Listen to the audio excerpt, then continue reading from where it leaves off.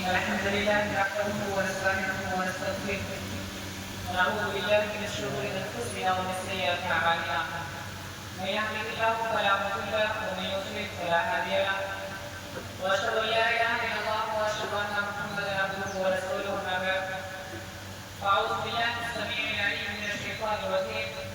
من حمده ونفخه ونفخه بسم الله الرحمن الرحيم يا أيها الذين آمنوا اتقوا الله حق تقاته ولا تموتن إلا وأنتم مسلمون يا أيها الناس اتقوا ربكم الذي خلقكم من نفس واحدة وخلق منها زوجها وبث منهما رجالا كثيرا ونساء واتقوا الله الذي تساءلون به والأرحام إن الله كان عليكم رقيبا يا أيها الذين آمنوا اتقوا الله وقولوا قولا سديدا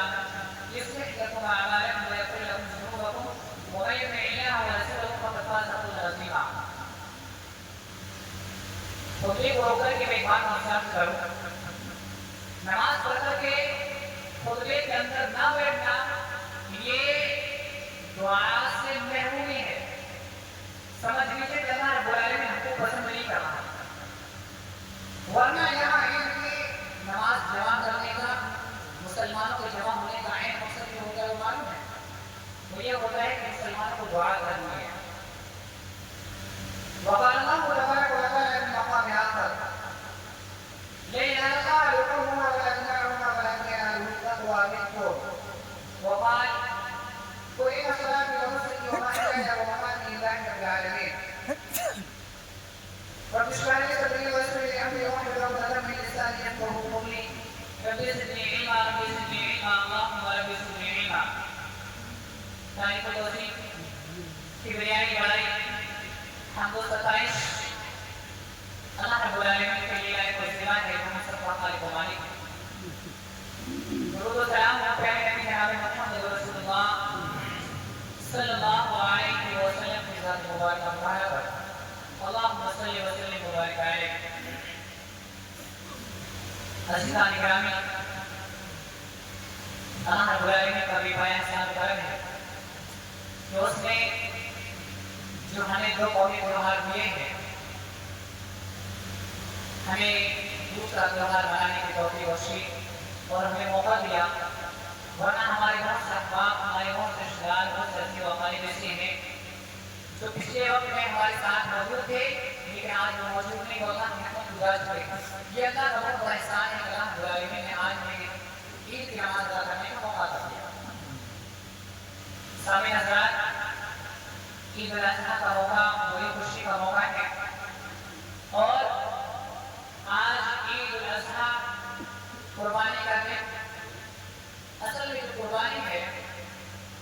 یہ اپنے پیچھے کچھ مقصد رکھتی ہے اس کے کچھ مقاصد ہیں کچھ قربانی ہم سے چاہتی ہے میں بہت مختصراً آپ کے سامنے بیان کر کے انشاءاللہ بات کو ختم کر دوں گا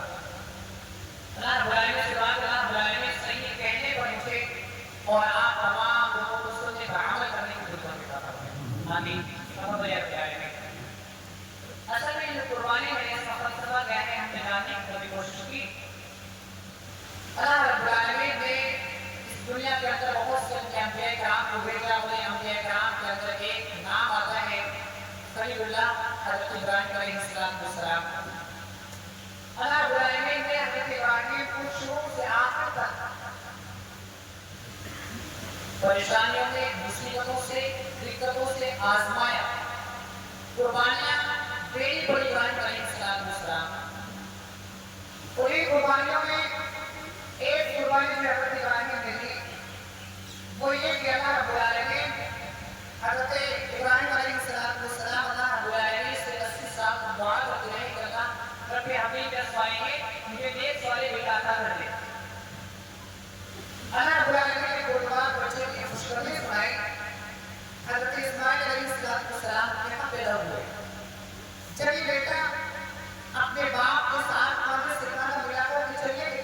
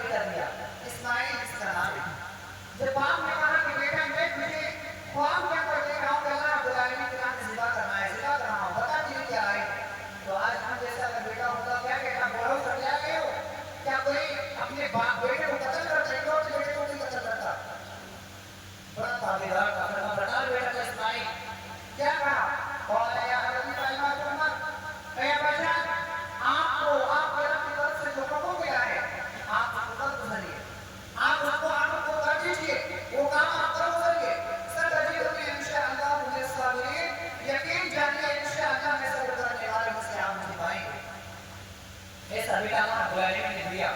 जब आप बड़े लोग तैयार हो गए तो अल्लाह रब्बुल आलमीन ने फरमाया कि हज़रत इब्राहिम अपने बेटे को जमीन पर लिटा दिए और तैयार हो गए, छोरी पे रख दिए। वो फदैना बिज़िब्हिन अज़ीम। फिर अल्लाह रब्बुल आलमीन ने जब हज़रत इब्राहिम अलैहिस्सलाम अपने बेटे को ज़िबा करने के लिए पूरे मुकम्मल तौर पर तरीके से तैयार हो चुके तो अल्लाह रब्बुल आलमीन ने आसमान से निगाह के लगाई, वला बैना वया इब्राहिम कद सद्दक़्ता रुया इन्ना कज़ालिका नज़्ज़िल मुहसिनीन। हमने आसमान से निगाह लगाई, इब्राहिम कद सद्दक़्ता रुया, तुमने अपने ख्वाब को पूरा कर दिखाया, तुमने जो ख्वाब देखा वो सच कर दिखाया। इन्ना कज़ालिका नज़्ज़िल मुहसिनीन, हम नेककारों को ऐसे बदला देते हैं। वो फदैनाहु बिज़िब्हिन अज़ीम। और अल्लाह रब्बुल आलमीन ने एक ज़रिया भेजा आसमान से इस्माइल की जगह पर इब्राहिम अलैहिस्सलाम ने उसकी कुर्बानी की। अल्लाह रब्बुल आलमीन को इब्राहिम की अदा इतनी पसंद आई कि पूरी दुनिया कह रही थी मुसलमानों को अल्लाह रब्बुल आलमीन ने इसको सुन्नत करार दिया, जायज़ अमल करार दिया और उसको तरीका इब्राहिम ने बताया कि इसको करना है, आपको ये सुन्नत है। आज हम इस सुन्नत को करने आए हैं मेरे साथ, उस इस अमर को हम अंजाम देने आए हैं। मेरे साथ ये कुर्बानी क्या मकसद रखी है? ये सुन्नत इब्राहिम अलैहिस्सलाम। कुर्बानी हमसे क्या चाहती है? आई है बहुत मुख्तसर आपको बता कर के बात मुकम्मल करूंगा इंशाअल्लाह। कुर्बानी का जो पहला मकसद होता है, कुर्बानी का मकसद ये नहीं होता कि हम जानवर 10,000 20,000 खरीद करके आए और उसको ज़िबा किया और आपस में उसको खाने पीने के लिए फ्रिज में भर लिया और आपस में कहा एक महीना कर गए उसको रखे हुए खा रहे और बस ऐशो आराम से जिंदगी गुजर रही है। नहीं, इस तरह कुर्बानी नहीं। कुर्बानी जो हमें पहला मकसद सिखाती है वो ये है कि इंसान की जिंदगी में पूरी की पूरी लाइफ में इखलास आ जाए, मुखलिस हो जाए बंदा। अल्लाह रब्बुल आलमीन ने कुरान करीम के अंदर फरमाया तो इन्ना सलाती व नुस्की व महयाया व ममाती लिल्लाहि रब्बिल आलमीन। ए मोहम्मद रसूलुल्लाह सल्लल्लाहु अलैहि वसल्लम, आप ये ऐलान कर दीजिए इन्ना सलाती व नुस्की व महयाया व ममाती लिल्लाहि रब्बिल आलमीन, कि कहिए मेरी नमाज, मेरी कुर्बानी, मेरा जीना, मेरा मरना सिर्फ अल्लाह रब्बुल आलमीन के लिए है। अल्लाह रब्बुल आलमीन के लिए मेरी रज़ा, मेरा जीना, मेरा मरना, मेरी कुर्बानी, मेरा नमाज, ये सब किसके लिए है? अल्लाह रब्बुल आलमीन के लिए। तो अगर आज हमें कुर्बानी कर रहे, कुर्बानी हमें सिखाएंगे कि अगर नमाज पढ़ रहे तो सिर्फ अल्लाह रब्बुल आलमीन के लिए, दिखावे के लिए नहीं। कुर्बानी कर रहे अगर हम कमतर है, अगर हम कमजोर है, 10,000 का बकरा चल जाएगा, 15 का चल जाएगा, 2 लाने की जरूरत नहीं है, 3 लाने की जरूरत नहीं है। अल्लाह रब्बुल आलमीन अमल को देखता, आपके तकवे को देखता, आपके इखलास को देखता, आपके 3 और 4 और 10 बकरे नहीं देखता। अगर मुखलिस नहीं है, अल्लाह रब्बुल आलमीन की रज़ा नहीं है, दूसरों को दिखाना है, तो आप एक बकरा, एक जानवर नहीं बल्कि 100 जानवर की कुर्बान कीजिए, आप कुर्बानी अल्लाह के काबिल कबूल है। अल्लाह रब्बुल आलमीन ने फरमाया क़ाल इन्नमा यतक़ब्बलुल्लाहु मिनल मुत्तक़ीन, अल्लाह के यहाँ मुत्तक़ियों की कुर्बानी कबूल होती है। तो कुर्बानी जो हमें पहला मकसद देती है वो है कि हमें अपनी जिंदगी में इखलास लाना चाहिए। जो अमल में हम करें अल्लाह की रज़ा के लिए हो, जीना, मेरा मरना, मेरी नमाज सब अल्लाह के लिए, कुर्बानी करिए अल्लाह के लिए। कुर्बानी का पहला मकसद इखलास लाना चाहिए। कुर्बानी का जो दूसरा मकसद है कि जिंदगी के अंदर तकवा आना चाहिए। तकवा किसे कहते हैं? तकवा कहते हैं परहेजगारी को, रोकने को। अल्लाह रब्बुल आलमीन ने जिन कामों से मना कर दिया, अगर हमें इसमें दुनिया में मफाद दिखने फायदे नहीं गए,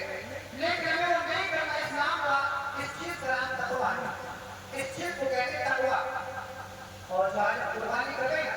बहुत से लोग समझते हैं कि हम कुर्बानी करते हैं तो ये हमारा गोश्त है, जो हमारा खून है, अल्लाह का पहुंचता। अल्लाह रब्बुल आलमीन ने इसके बारे में कुरान में आयत फरमाई, नहीं अल्लाह लुहुमुहा वला दिमाउहा वलाकिन यनालुहु तक़वा मिनकुम। ए लोगों, तुम ये समझते हो कि तुम्हारा कुर्बानी का गोश्त और कुर्बानी का खून अल्लाह का गोश्त है। असल में ये आयत भी नाज़िल हुई है, वो किस लिए नाज़िल हुई? कुफार मुशरिकीन जो थे वो जब हज के दिनों में कुर्बानी किया करते थे अल्लाह के नाम से, तो जो खून निकला करता था खाने काबा की दीवारों पर लपेट दिया करते थे, छिपा दिया करते थे, उस पर छिपा करते थे। वो कहते थे ये अल्लाह के लिए जानवर था, इसका खून भी हमने खाने काबा पर लगा दिया। अल्लाह ने फरमाया नहीं अल्लाह लुहुमुहा वला दिमाउहा, अल्लाह को तुम्हारी कुर्बानी के खून की जरूरत नहीं है, अल्लाह को तुम्हारी कुर्बानी के गोश्त की जरूरत नहीं है। वलाकिन यनालुहु तक़वा मिनकुम, बल्कि अल्लाह रब्बुल आलमीन जो चाहता है वो ये है कि तुम्हारे दिलों के अंदर तक़वा आ जाए। तुम्हारे दिल के अंदर मुत्तकी कितना है, तक़वा कितना है, परहेजगारी कितनी है। तो कुर्बानी का जो दूसरा मकसद है वो है कि